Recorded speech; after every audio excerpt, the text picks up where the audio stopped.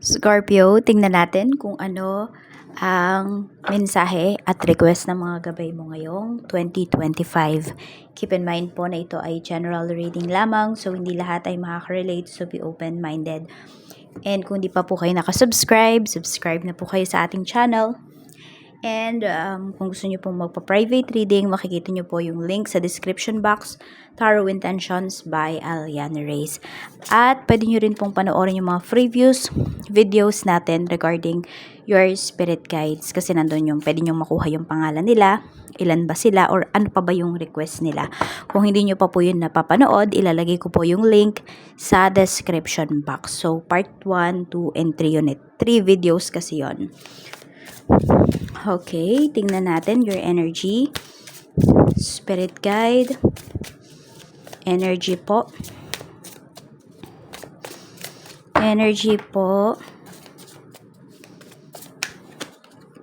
We have 2 of Swords. Ayan.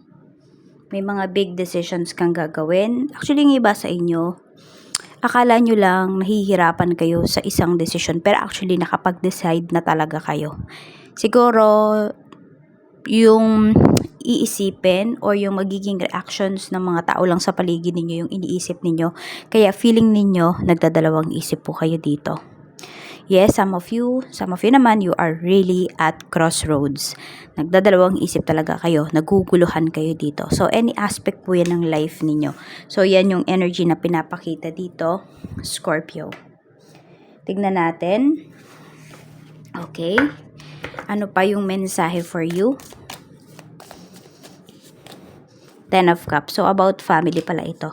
Yun nga, siguro nga talaga is medyo natatakot ka kung ano yung magiging decision mo kasi pwedeng malaki yung magiging epekto niyan sa pamilya mo or sa buhay pagpapamilya mo. Meron ba dito is ikakasal na kayo, ganyan, pero nagdadalawang isip ka pa o yung iba po sa inyo, pwedeng napapag-usapan nyo na pero alam mo sa sarili mo na wala ka pang budget. Or ano ba, hindi ba kayang makabuhay ng family? Tingnan natin, ano ba yung mensahe sa'yo ng guides mo ngayong 2025? Ano yung gustong sabihin sa'yo? Scorpio, ano yung gustong sabihin sa'yo ng mga guides mo? Everything is unfolding as it should be. So, kung ano man po yung mga, nangyayari sa life mo, ano man yung mga nalalaman mo is exactly, yun talaga yung need na mangyari sa life mo. Yun talaga yung mga kakaharapin mo. So, parang kahit anong iwas mo dyan, katulad nito sa pagdedesisyon, kahit anong iwas mo, darating at darating yan at some point in your life. So, kung gusto mo nang matapos yan or mabigyan na yan ng solusyon, mag-decide ka na.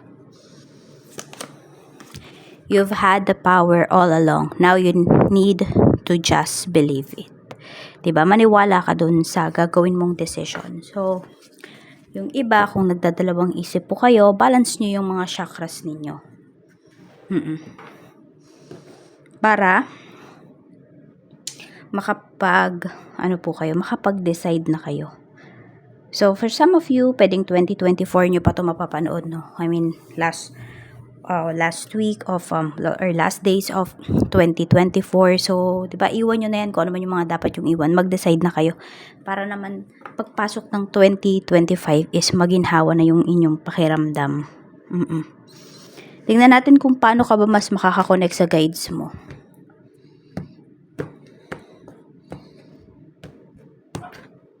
Paano po kayo mas makaka-connect sa inyong guides? We have 4 of Cups. Meron tayo ditong the Chariot.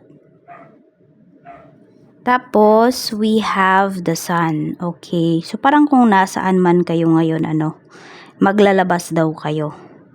Scorpio. Ayan, parang magbilad kayo sa araw, magpa-araw kayo, lumabas kayo, para makakita kayo ng mga ibang scenery, ng mga ibang tanawin. Okay, so, ayun, yung kailangan ninyo, maglalabas. Huwag daw kayo masyadong magmukmuk sa bahay or sa kwarto po ninyo. Ayan daw po yung gawin niyo, magpa-araw kayo. So, mas nakaka-connect kayo with them.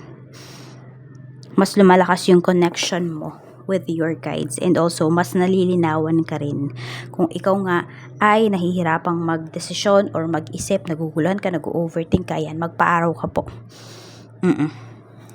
So, tingnan natin kung ano ba yung request ng guides mo. So, mag-meditate tayo para dyan. Okay? Spirit guidance is Scorpio. Sun, Moon, Rising. Scorpio, Sun, Moon, Rising. Spirit guidance. Ano pang request nyo sa kanya?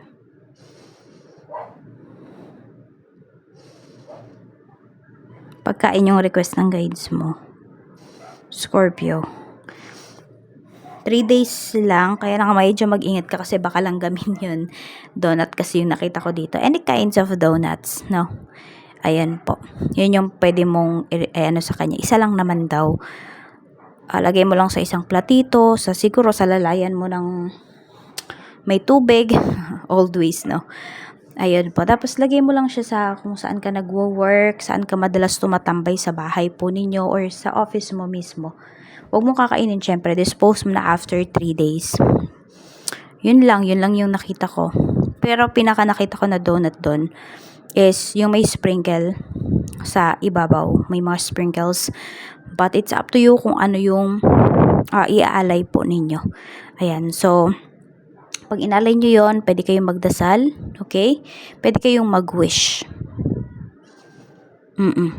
Doon sa inyong guides.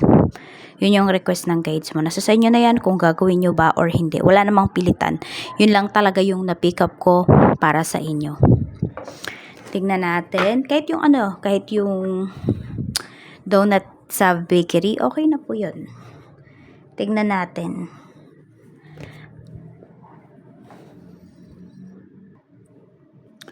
Okay, so ang donut po pala is symbolizes the concept of wholeness with a whole, representing emptiness or potential for spiritual growth. Signifying that even when we feel incomplete, we are still whole and can embrace the space for further development. The whole can also represent a reminder to focus on the positive aspect of life, not dwelling on what might be missing. Ayan po yung ibig sabihin, no? So, yan yung nire-request sa inyo ng guides ninyo. So, may ibig sabihin, kaya niya po yan nire-request sa inyo. Sabi nga, mag-focus kayo dun sa positive things na pwede pang mangyari sa life ninyo. Tingnan natin. Spirit guide. Ano naman yung, yung spiritual gifts mo. Tignan natin. Pwede ito ay pinapractice nyo na po, narinig nyo na, or pwede ngayong 2025, ngayon pa lang po kayo magkakaroon ng time para ito ay i-pursue or bigyan ng oras. We have spiritual engineer. You are called to explore using your problem-solving skills and your knowledge of spirituality, psychology, and science to bring much-needed solutions. Ayan po. So, spiritual engineer. Search nyo na lang kung ano ba yan. Kasi, I'm not also familiar with that. Diba? Honest lang tayo dito. Hindi naman porket sinabi na you are spiritually awakened is alam mo na lahat. Hindi. Hindi po yun ganon. Okay? Pwedeng meron kang mga forte, pero hindi mo malalaman lahat kung hindi mo pag-aaralan. Meron naman, yun talaga yung binigay sa'yo. So, you focus and you embrace that. Diba? Mas yun yung payabungin mo. Tignan pa natin. Diba? Dice divination. You're being called to explore throwing dice for spell casting and divination. Okay? Ayan po, you can spell cast, you can spell magic, mga spells. Ayan, makakagawa po kayo through dice divination, and also, ayan, makakapagbasa rin po kayo. You can read through dice. So, meron dito pwedeng engineer kayo. Ayan. Meron dito pwedeng nagtatrabaho sa casino. We have scrying. So, you can buy crystal balls if you want, pero pwede rin naman sa salamin, pwedeng sa TV, or pwedeng sa phone ninyo. Need nyo lang talaga dyan is more focus. As in, kailangan mag-focus talaga kayo, You're being called to explore, looking into a reflective surface, to tune into the messages of the universe, and the spirits. Yan po ang sinasabi dito. So, 3 lang yung bubunutin ko. Wala na akong napipick up pa, no? Na dapat bumunot pa ako ng isa pang card para sa inyo. Scorpio. So, ayan po, spiritual engineer, dice divination, scrying. Depende sa inyo. Ito ba ay pagtutuunan nyo ng pansin lahat ng to ngayong taon or isa lang muna? It's up to you po. Ready ka na ba na i-embrace yung gifts mo? Ready ka na ba na i-embrace yung gifts mo? 3 of Wands, yes po. Ready na yung iba sa inyo. Nilulook forward nyo talaga yan. Scorpio. Yan. Pwede po na, yes, meron na kayong alam about sa gifts ninyo, pero meron pa kayong gustong matutunan. Ayan po. So, this is the time. This is the year para gawin yon. Okay? Ready ka na ba na ma-meet ang mga guides mo? Queen of Wands. Very. Ayan po. Yan. Mukhang magiging masaya yung pagkakilanlan ninyo ng mga guides mo. Magiging happy ka. Happiness yung mararamdaman mo pag na-meet mo sila. Diba kasi iba ko na rin natatakot, ganyan. Ikaw naman, you're very excited and basta masaya. Masaya yung energy mo. So, ayan lang po. Maraming salamat, Scorpio. And more blessings to come. Sabi ko nga po ulit, no? It's up to you po kung susundin ninyo yung request ng guides ninyo. Nasa sa inyo na lang po iyon. Okay? Ingat po kayo and more blessings to come.